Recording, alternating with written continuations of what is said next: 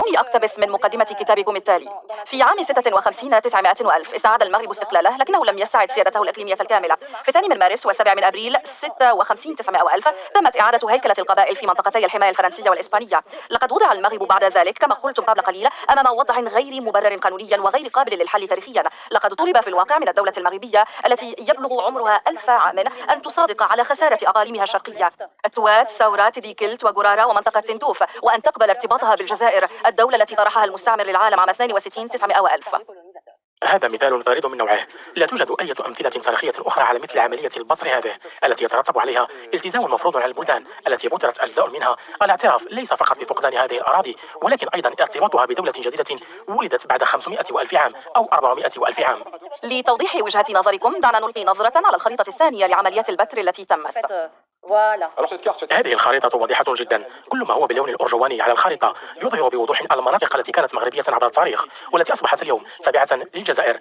أنا أتحدث كمؤرخ ولا أذهب إلى أبعد من ذلك. أنا ببساطة أشير إلى أن هذه المناطق كانت مغربية تاريخيا. بالنسبة للبقية سأترك الأمر عند هذا الحد.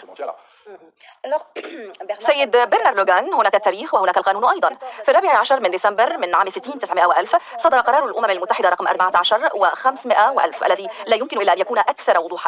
دعوني أقرأ مقتطفا من هذا القرار الأممي في مادته السادسة. لا يمكن للأراضي الاستعمارية المنتزعة من دولة ذات سيادة أن يكون لها شكل من أشكال إنهاء الاستعمار غير إعادة دمجها في البلد الأصلي الذي تم فصلها عنه. إذا مزق الاستعمار دولة ما فهذه الأخيرة لها الحق في استعادة سلامة أراضيها بعد إنهاء الاستعمار.